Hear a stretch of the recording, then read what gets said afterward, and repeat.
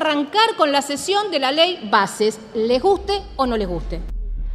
Seguramente estos días escuchaste los acalorados debates entre los funcionarios y las diferentes opiniones en los medios de comunicación respecto al proyecto de ley que busca la reforma del Estado a través de la modernización laboral, las privatizaciones y la reforma previsional, entre otros puntos. A este proyecto le dieron el nombre de Ley de Bases y Puntos de Partida para la Libertad de los Argentinos. Así como escuchaste, para la libertad de los argentinos. Algunos de los puntos que plantea preocupan a los especialistas y siguen con detalle la evolución del mismo. Jennifer Estefan, analista económica del Centro de Economía Política Argentina, más conocido como CEPA, nos explica hoy los puntos más peligrosos de la ley de bases, haciendo hincapié en el régimen de incentivos para grandes inversores, o el famoso RIGI, del que tanto se habló en los últimos días. Ley de bases. ¿Hacia la libertad o la esclavitud por 30 años de todos los argentinos? Bienvenidos a un nuevo capítulo de La Realidad.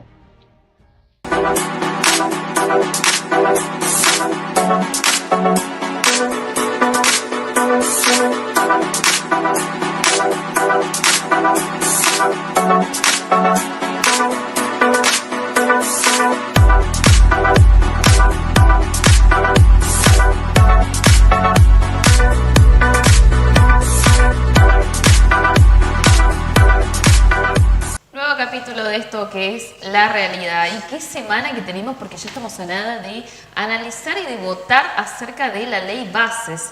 Uno de los problemas que más nos preocupan a todos los argentinos, seamos del rubro que seamos, es el tema económico, porque nos afecta a todos.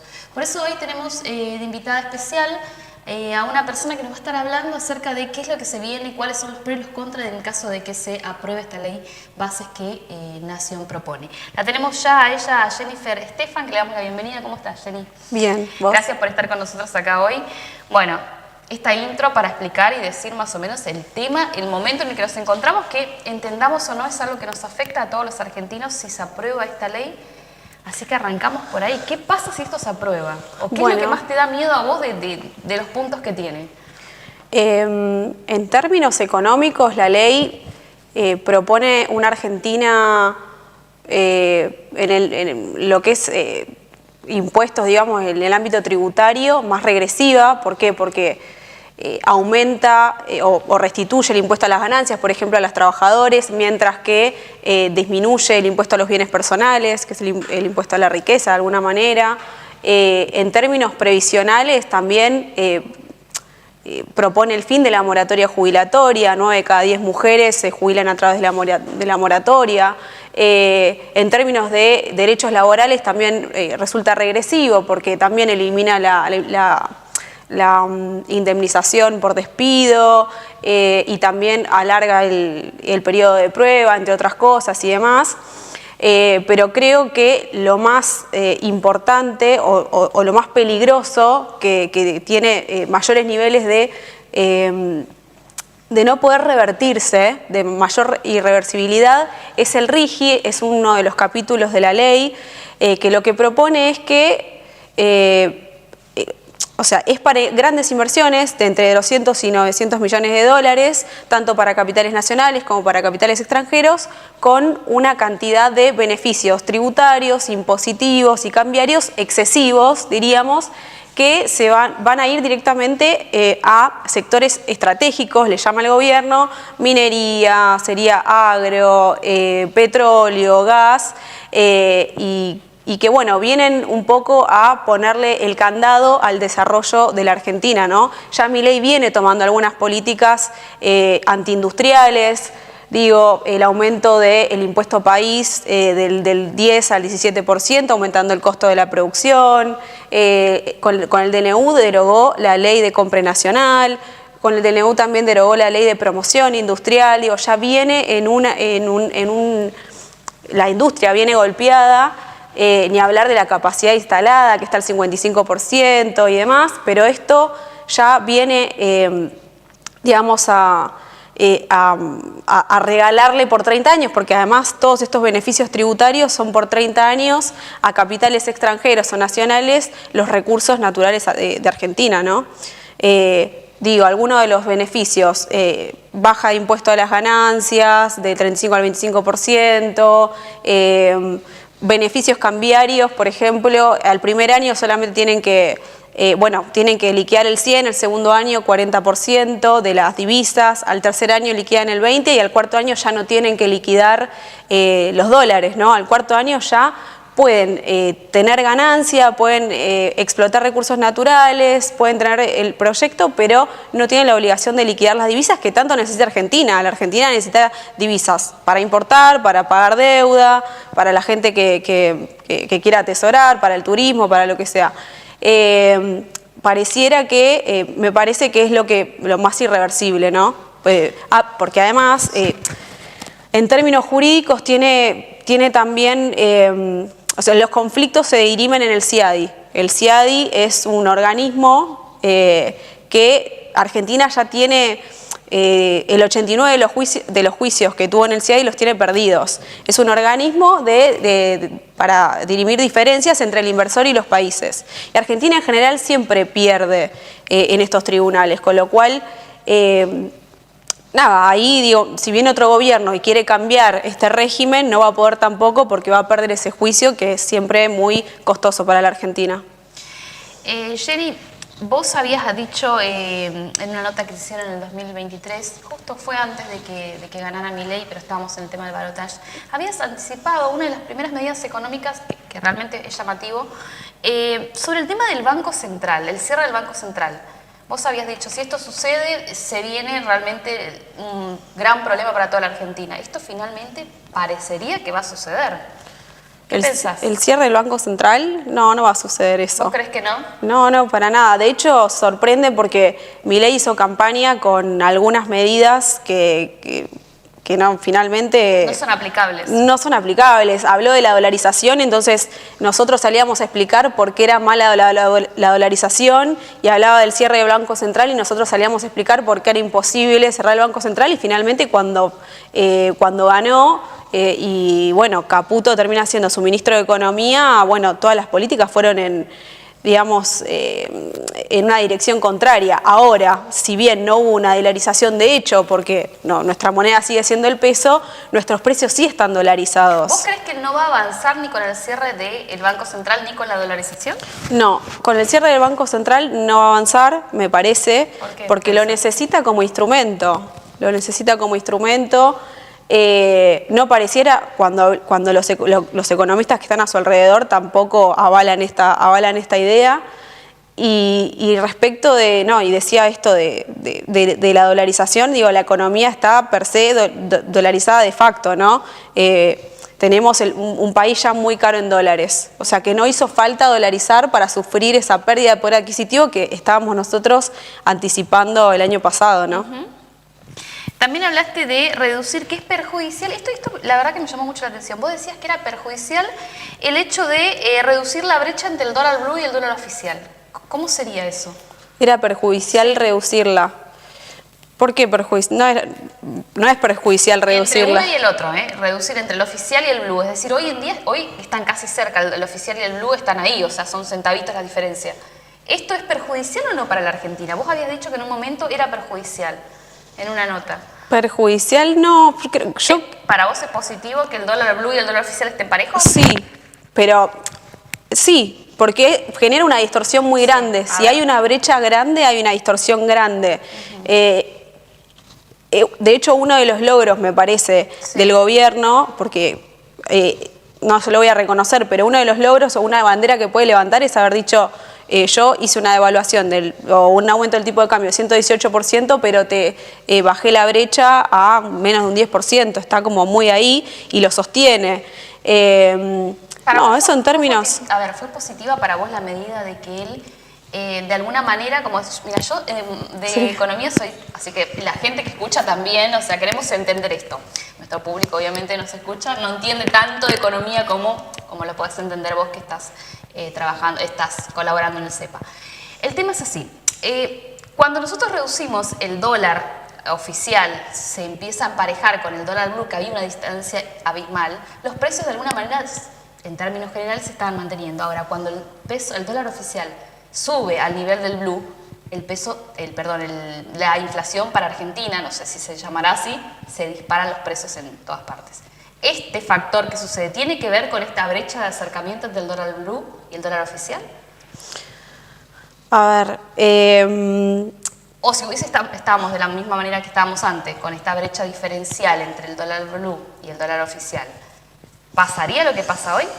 no, yo creo que ahí el tema de la inflación y el tema de que van bajando los precios, bueno, hay mucho para decir, ¿no? Primero que la inflación viene decreciendo de un nivel muy alto, que es el 25% de diciembre, que es todo de Milei, que viene bajando desde ahí, que él incluso en las notas dice, bueno, íbamos a una inflación del 15.000 anual, o sea, habla de un escenario contrafáctico. Es verdad que el año pasado lo que venía pasando es que aumentaba el tipo de cambio y aumentaba directamente hacia pase a precios. Bueno, el ancla inflacionaria, te diría hoy de Milei, es el tipo de cambio. Él logra sostener el tipo de cambio y no lo va a negociar. Tiene un 2% que lo va aumentando, que es el crawling peg, y no lo negocia. Lo cual le va a traer problemas, porque si bien la brecha es baja, sí. ¿Por qué es baja la brecha también? ¿Por qué? Hay un dólar blend, que quiere decir que 80% se liquida en el mercado de cambios, pero un 20% se liquida al contado con liquidación. Entonces eso hace que la brecha se mantenga en niveles cortos. Pero, digo, desde la devaluación o el aumento del tipo de cambio del 120% hasta hoy, hubo 107 de inflación acumulada. Es decir, que hubo una pérdida de competitividad del tipo de cambio. Por ejemplo, el agro, que tiene que liquidar, ya no tiene la competitividad que tenía en diciembre. Entonces eso va a generar de acá a fin de año, bueno, una devaluación latente, digamos. Sí. Ahora, la pregunta, viste que él alza mucho la bandera con respecto a que, bueno, bajamos la inflación, no sé si bajamos, pero se mantuvo la inflación o no es tan abismal como pensábamos. ¿Qué pensás con respecto a eso?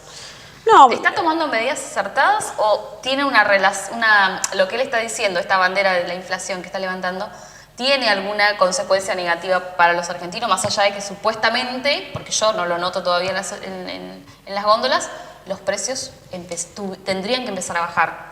Es lo que él dice. Sí, bueno, eso también lo advertíamos el año pasado cuando asumió y demás, que él iba a tomar una estrategia de secar de pesos la economía. Entonces, ¿qué sería eso, Jenny? Y es dejar de emitir de alguna manera, por un lado, o hacer una emisión más endógena, que sería para comprar reservas. Y de alguna manera, si vos analizás todas las partidas presupuestarias, están todas menos 80% interanual. Digo, secar de peso la economía quiere decir literalmente retirarlos, y hay un montón de mecanismos. Bueno, la implementación del BOP real, algunos bonos y demás. Pero a lo que voy es que lo hace contra la caída de la demanda agregada, de la demanda de todos los bienes. Entonces, ¿qué pasa? Tenés la CAME, que es la Cámara de Ventas Minoristas, que te está denunciando que hay una caída del 18% acumulado. Tenés el índice Construya, menos 40%. No sé, cualquier índice que vos veas, producción está menos 40% interanual. O sea, todos los índices de los rubros están cayendo. No hay ningún rubro que esté mejorando y demás. Entonces, sí, tenés una baja de la inflación desde un piso muy alto que lo generaste vos, pero estás destruyendo la economía. Y digo, por eso también, no sé de dónde va a venir esta recuperación económica que tanto habla él, esta recuperación en B, esta recuperación que todo el mundo se pregunta de dónde va a venir la recuperación. Bueno, yo diría que también esto que el RIGI, lo que te decía que es un capítulo de la ley Bases, que es antiindustrial, que no le dice a las empresas o que no le pide a las empresas que van a invertir que hagan algún encadenamiento productivo, que contraten, no los obliga, digamos, a contratar gente de Argentina, no los obliga a comprar insumos de Argentina, no los obliga a abastecer el mercado interno. Digo, eso tampoco va a generar un crecimiento. Entonces, bueno, nos preguntamos de dónde va a venir un poco eso que promete, ¿no? Jenny, ¿hay algún beneficiado? ¿Hay alguien que se beneficie de lo que está haciendo Milei?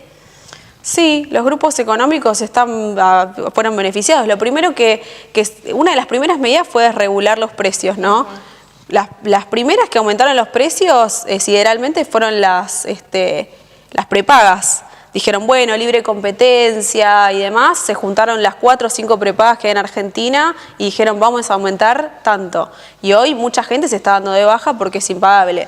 Bueno, qué sé yo... El sector empresarial.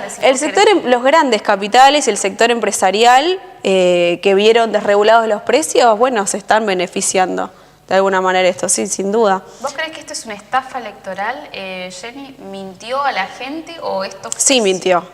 Mucha gente dice, él está haciendo lo que dijo que va a hacer. Bueno, él dijo que el ajuste le iba a pagar la casta, la clase política y demás, y todos están, bueno, por lo menos nosotros estamos viendo que lo está pagando los comedores, que no les llega la comida, los hospitales que no tienen insumos. Pasó algo la semana pasada que fue los trenes. El choque de los trenes se presume que fue por falta de insumos, que eran unos cables para señalizar. Esto había sido informado. Digo, no hay un insumo básico que es un cable para señalizar, que es la seguridad de la gente cuando viaja. O sea, hasta lo más mínimo, ¿no? Me parece que mintió, que la gente no pensaba que iba a viajar peor, que iba a comer peor, que iba a tener que pagar más caro todo. Me parece que no. Caputo, hablaste también en contra de Caputo, dijiste que era responsable también de la primera deuda que ya se asumió el país, que eso lo sabemos todos. ¿Está ahora como ministro? Sí. Bueno, hay varias cosas, porque también podemos decir, bueno, Sturzenegger también está y formó parte ya de 3 gobiernos. Bueno, Patricia Bullrich. Caputo en particular fue, bueno, uno de los que formó parte del gobierno de Macri. En algún momento, Caputo, vos que estás más en el tema. Nunca dio explicaciones. De lo que pasó con ese dinero, de esa fuga de dinero, que es una fuga. Fue una fuga, sí, totalmente. Préstamos, Fondo Monetario, 45.000 millones de dólares. ¿Dónde está esa plata? Esa plata se fugó. ¿Dónde? Se fugó. Jamás dio No había explicaciones cepo. nadie de eso. No. De hecho, hubo una auditoría de la AGN en donde se determinó que fue un préstamo que, bueno, en ese momento no existía la ley de administración financiera, pero hubo muchas irregularidades en la toma del préstamo y el propio Fondo Monetario advirtió que hubo fuga de capitales, o sea que eso no se invirtió ni en jardines, ni en hospitales, ni en escuelas, ni quedó en la Argentina, ni hubo desarrollo productivo, nada. Ahora es nuestro ministro de Economía. Jenny, ¿viste qué pensás de los préstamos hipotecarios UBA que van a lanzar o que ya lanzaron muchos bancos y otros se están sumando en estos últimos días? Los préstamos hipotecarios... Está como muy preocupada por lo que puede llegar a pasar. Por un lado es muy necesario en la Argentina préstamos bancarios, pero por otro lado el tema de qué va a pasar con todo este movimiento que está viviendo la Argentina en este momento. ¿Vos qué pensás? Yo digo, ahí yo trabajo en un banco y trabajaba también en un banco cuando fueron los préstamos hipotecarios de Macri. Sí. Y ahí a la gente le juega la ilusión de tener la casa propia. Claro. O sea, eso te pesa mucho porque decís, bueno, tal vez es la única oportunidad que tengo de acceder a la casa. Es una decisión absolutamente personal. Lo que sí tiene que saber la gente es que primero son ingresos altos los que están pidiendo. Te diría promedio 2 millones, 2.700.000 para poder acceder, puede haber cotitulares y demás, pero en una economía que puede ser estable en el mediano plazo, pero en el largo plazo puede haber muchos saltos inflacionarios. Los préstamos UBA están indexados por inflación, eso está bueno decirlo, y también la deuda está indexada.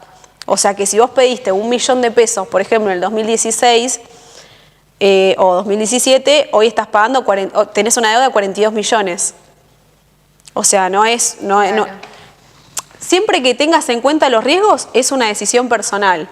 Pero bueno, ya te digo, mientras conozcas los riesgos, pero sí es en Argentina, en una economía inestable, es riesgoso. Bueno, es lo que tiene miedo la mayoría de las personas, ¿no? Con respecto a eso. ¿Qué desafío tenemos hoy en este escenario en Argentina? ¿Qué desafío económico tiene hoy urgente Argentina? En principio, que no se apruebe la ley bases.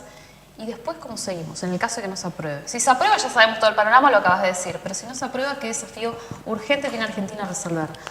Argentina, creo que lo Así que como tiene... estamos hoy, Lo que tiene que resolver es la restricción externa que tiene, la falta de dólares. Argentina tiene históricamente un problema de restricción externa, tiene problemas también de generación de empleo, porque eso viene estancado hace algunos años.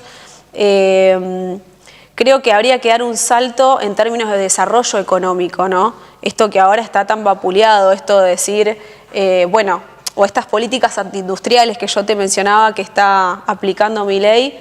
Me parece que la Argentina, que produce satélites geoestacionarios, que produce a través de ITEC celdas para baterías de litio, que también produce reactores nucleares y demás, tiene todo para poder apostar al desarrollo económico, para el ingreso de divisas, para la generación de empleo. Me parece que eso es lo que tendríamos que estar discutiendo hoy o después de la ley bases, o bueno, en algún momento, ¿no? Ir por la agenda del desarrollo, más que del colonialismo, más que del saqueo, ¿no? Y demás. Tu visión con respecto al panorama de próximo a votarse, ¿se aprueba o no esta ley? ¿Qué te imaginas? Ya ahí estaría haciendo futurología. A mí lo que me preocupa es que hoy lo dijo Milei. ¿De aprobarse? Yo creo que tiene posibilidades. Sí. Yo creo que tiene posibilidades de aprobarse. Por eso está bueno que se hable del tema, porque no sé si mucha gente sabe de qué se trata la ley bases. Hoy Máximo Kirchner, por ejemplo, llamó a movilizar, entonces hay mucha gente que está hablando del RIGI, empezaron a hablar muchos economistas, muchos periodistas y demás. Me parece que es importante que la gente lo sepa, ¿no? Ahora, si no sale la ley base, yo no tengo duda que Milei va a ir con otro paquete por otro lado. Va a ser el Pacto de Mayo, va a ser otro DNU, él va a seguir insistiendo por todas las vías para que las políticas de esas reformas estructurales de las que él habla, las pueda llevar adelante. Vos decís al principio de la entrevista que el RIGI es como, es difícil después de arreglarlo. En los términos más caseros que puedas explicarlo, para la gente que nos escucha, que no somos economistas, lo que nos escuchan ni yo, ¿cómo explicarías eso, que no hay posibilidad de arreglarlo después? Claro, te lo pongo en comparación. Vos mañana sacaste la moratoria jubilatoria. Sí. Bueno, viene otro gobierno y dice, bueno, la vuelvo a poner la moratoria jubilatoria. Qué sé yo, y empezamos a dejar que las mujeres se jubilen. Ahora, este régimen lo que hace es, bueno, repito, vienen inversiones de 200 a 900 millones de dólares, se les da un montón de beneficios impositivos, cambiarios y demás, sin la obligación de abastecer el mercado interno, sin la obligación de contratar proveedores locales, un montón de cosas, y tienen seguridad jurídica por 30 años. ¿Y qué pasa? Si Argentina, quisiera cambiar los términos de estos contratos, se tiene que ir al tribunal del CIADI, que el CIADI es este organismo que dirime diferencias entre países e inversores, pero que siempre falla a favor de los países, porque siempre está del lado del privado, del inversor. O sea que si alguien quisiera modificarlo, bueno, se las tendría que ver en el CIADI, y en todo caso Argentina pasaría a tener que indemnizar a las empresas, pagar juicios extraordinarios y demás, como pasó en los 90 con las privatizaciones. A eso me refería, es parecido a lo que pasó con las privatizaciones. Exacto, había contratos que eran, por ejemplo, empresas de energía, que tenían que cobrar las tarifas en dólares. Bueno, YPF, sin ir más lejos. Bueno, también la expropiación de YPF, que después lo terminan resolviendo tribunales no argentinos y que nunca fallan a favor nuestro. Entonces, por eso hablamos de irreversibilidad y preocupa eso, ¿no? Y por eso se hace tanto hincapié en eso, porque además esto reconfigura la Argentina en términos de desarrollo y pasaría a ser un país más colonial, extractivista. Argentina tiene muchos recursos naturales, tercera reserva de litio, segunda reserva de gas, cuarta reserva de shale oil, o sea, tiene muchos recursos y muchos inversores afuera que van a ver este régimen, Elon Musk, sin ir más lejos, seguramente esté viendo el litio en Argentina y la seguridad jurídica que tiene para extraerlo y pagar poco, ¿no? Con lo cual, bueno, son dos modelos de país diferentes, uno colonial, uno donde entregamos los recursos y demás, o uno de desarrollo, ya te vuelvo a repetir, porque a veces hablamos del desarrollo como una cosa, como una entelequia, ¿no? Y Argentina, como te decía, produce satélites geoestacionarios, produce celdas de baterías de litio, produce reactores nucleares, que está parada la obra, digo, tenemos todo para poder hacerlo. Jenny, muchísimas gracias por estar acá, por ponernos al tanto y por explicarnos acerca de todo esto que se viene, que esperemos no se apruebe. Bien, gracias a ustedes.